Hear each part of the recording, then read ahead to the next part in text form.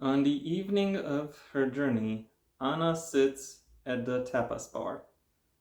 A woman sits at the counter. Anna notices a strip of flesh between her pants and her top. She wanted to gain some distance from her relationship and her job back home. Yet on this night, everything changes. The vacation truly begins.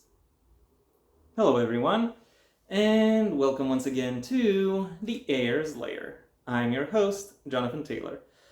Today's video, as both the title and the synopsis I just read might have given away, I'm going to be taking a little bit of a detour from my typical flair, because today I will be reviewing Once in the Dark by Ulrike Voss. If I were to describe this if I were to very briefly describe what this book is really like, I would say that it is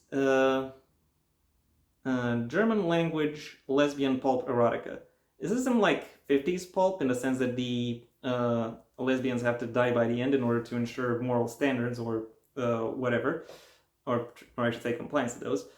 But rather, the style that this book is written in is somewhat reminiscent of the style, the style that those books also actively use in order to present themselves.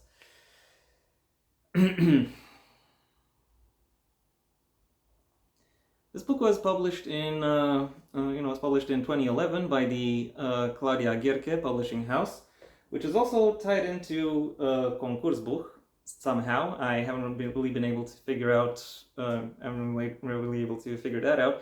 And a little bit more precisely, the copy I have is from the third print run that this book had over the course of its when it was initially published.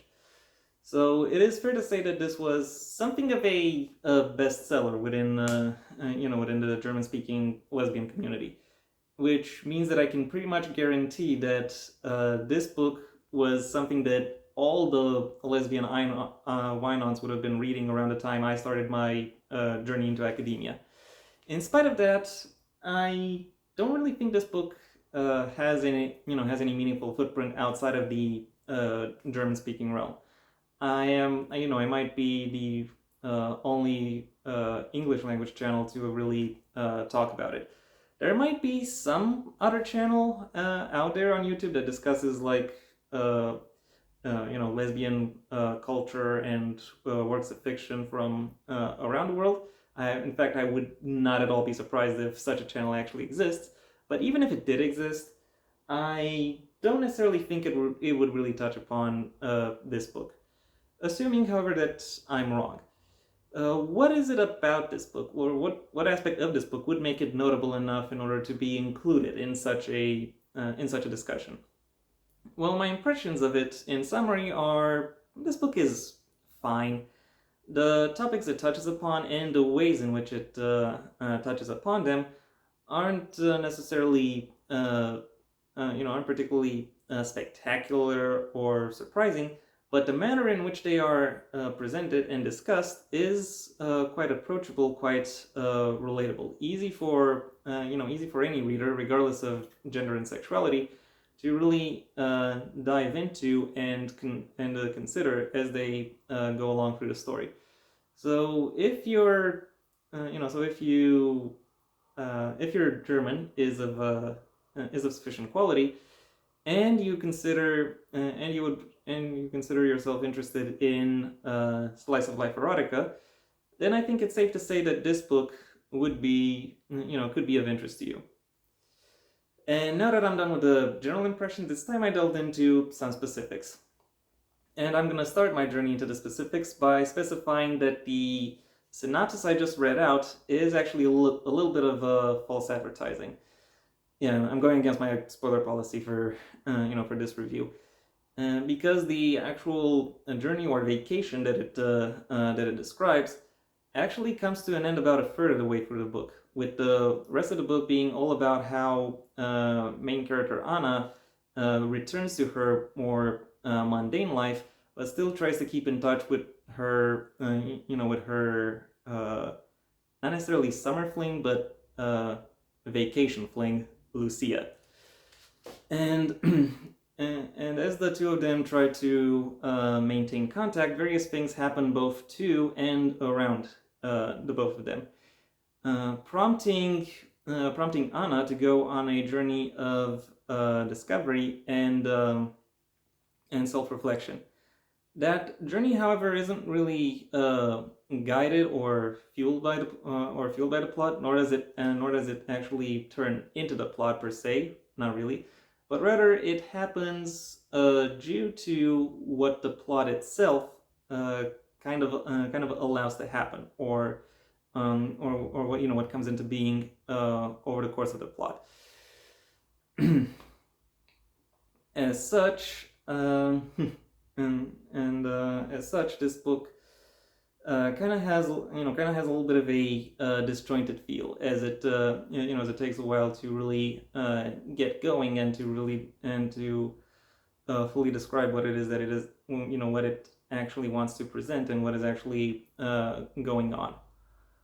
But still, even so, I would say it is it represents it manages to touch upon its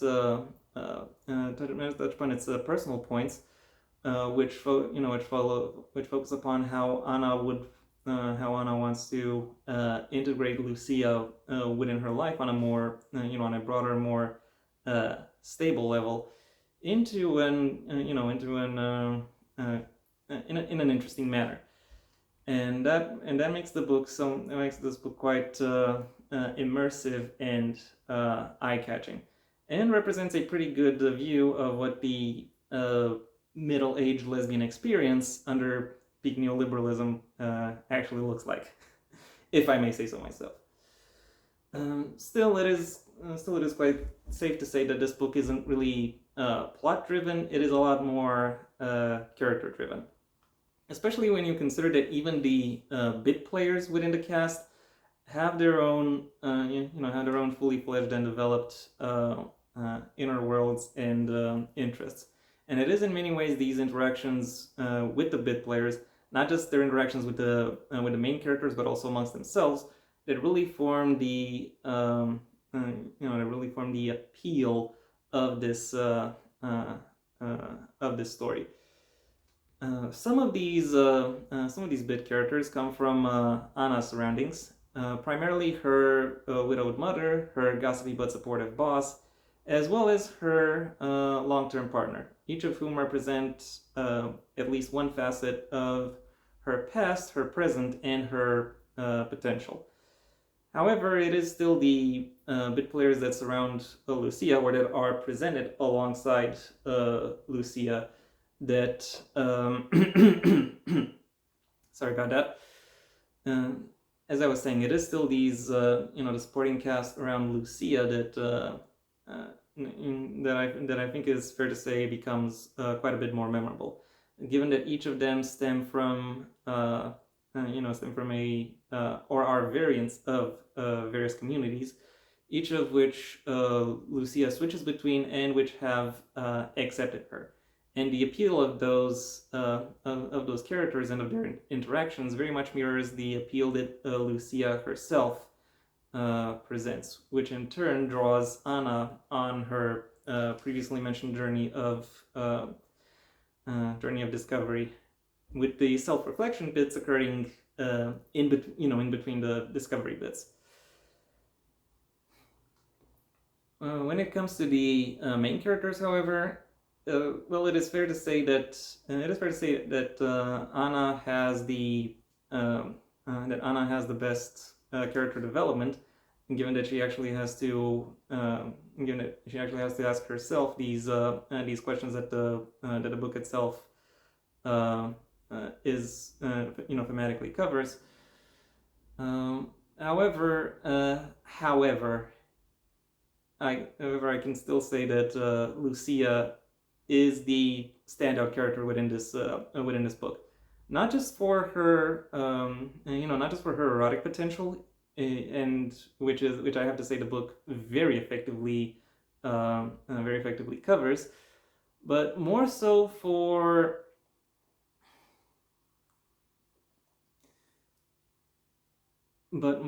because of her zeal, her passion, her lust for life in general, all of which drive her throughout the book, and which have allowed her to get into into and through all of these communities that I've that I've alluded to with the bit players that represent each of them, and the surprising amount of depth that can be that results from her from her interactions with these people and with these broader associations really make her a very interesting character to follow. Like the book was very much built around its appeal, around her appeal, and it very effectively delivers on what it is about her that makes her appealing. She therefore becomes, I think it is fair to say, one of the best love interests that I have ever read. I can't really present similar amounts of praise to the world building, however. Given this book is a contemporary, it falls under the it falls goes through the typical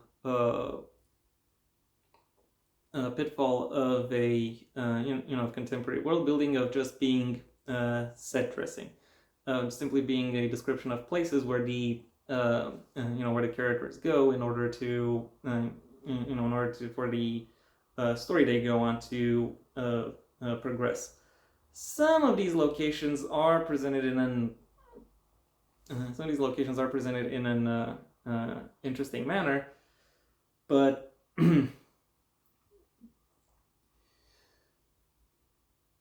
but they don't. But the but they're yeah, I don't know. I had a brain fart right there. Anyway, so some locations are interesting, but I don't find myself really drawn into in any of those. I don't really find them to stand out in a meaningful manner. Overall, while this book isn't necessarily particularly deep or spectacular, it manages to distinguish itself through a lot of the grace and flair that it employs in order to present itself and its topics. My final rating for Once in the Dark is a 3 out of 5. And yeah, that was my review. Thank you for your attention. If you enjoyed it, well then please like the video, maybe even share it wherever you think other people will also like the video.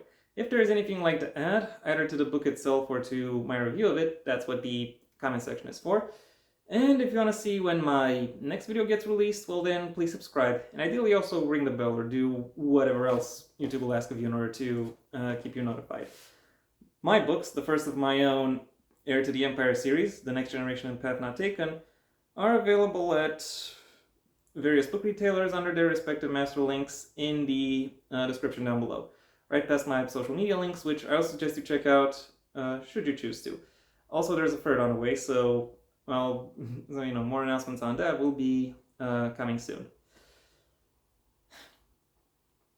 I also have a second channel where you can hear me talking about whatever crosses my mind.